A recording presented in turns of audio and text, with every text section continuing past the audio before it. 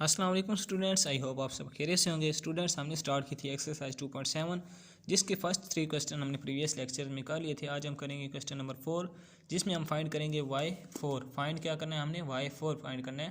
Students, पहले 3 question में हमने क्या फाइंड किया था, y2 फाइंड किया था। तो y2 क्या होता है, y बेसिकली हमारे पास गिवन होता है y एक फंक्शन गिवन होता है।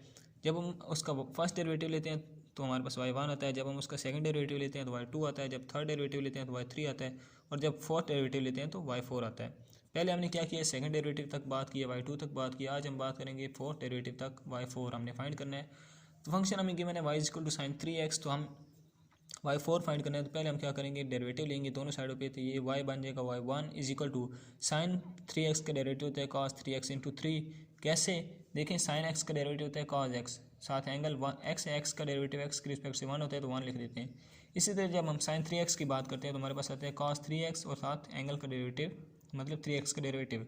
cos 3x और एंगल 3x का डेरिवेटिव 3 होता है तो ये cos 3x × 3 आता है। तो मैंने लिख दिया cos 3x × 3 मतलब sin 3x का डेरिवेटिव कैसे लेते हैं हम, sin 3x का होता है cos 3x और साथ एंगल का डेरिवेटिव 3। इसको मैंने अरेंज करके लिखा तो बन गया 3 cos 3x = y1। अभी y2 फाइंड करना है तो अगेन डेरिवेटिव लेंगे, ये y1 y2 बन जाएगा ये 3 कांस्टेंट है, बाहर आ जाएगा। और cos 3x का डेरिवेटिव होता है -sin 3x × 3। cos का डेरिवेटिव -sin x होता है, लेकिन साथ 3x एंगल है तो एंगल का डेरिवेटिव भी हमने लिख दिया। इस 3 को इस 3 से मल्टीप्लाई करूँगा, 9 बन जाएगा और ये माइनस भी बाहर आ जाएगा। -9 × sin 3x = y2। y3 find करना है तो अगेन डेरिवेटिव लूँगा, ये y2 y3 बन जाएगा। ये -9 कांस्टेंट है, बाहर आ जाएगा। sin 3x का डेरिवेटिव हमने बताया cos 3x × 3 होता है, मैंने लिख दिया cos 3x × 3।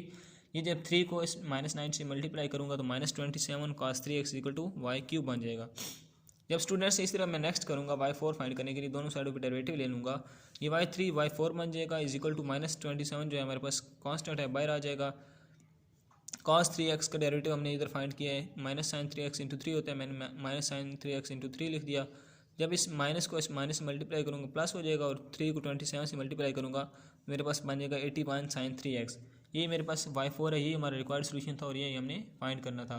स्टूडेंट्स, ये हमने बात की है y = sin 3x की। जब हमारे पास आ जाए y = cos³ तो इसको हम कैसे करते हैं, ये एक बहुत ही इंपॉर्टेंट लॉन्ग क्वेश्चन है। इसके लिए मैं एक अलग से वीडियो बनाऊंगा और उसका लिंक इस वीडियो की डिस्क्रिप्शन में दे दूंगा, तो आप वो वीडियो देख सकते हैं। आई होप सो कि आपको आज का लेक्चर समझ आया होगा। मज़ीद वीडियोज़ को देखने के लिए चैनल को सब्सक्राइब करें। Thank you.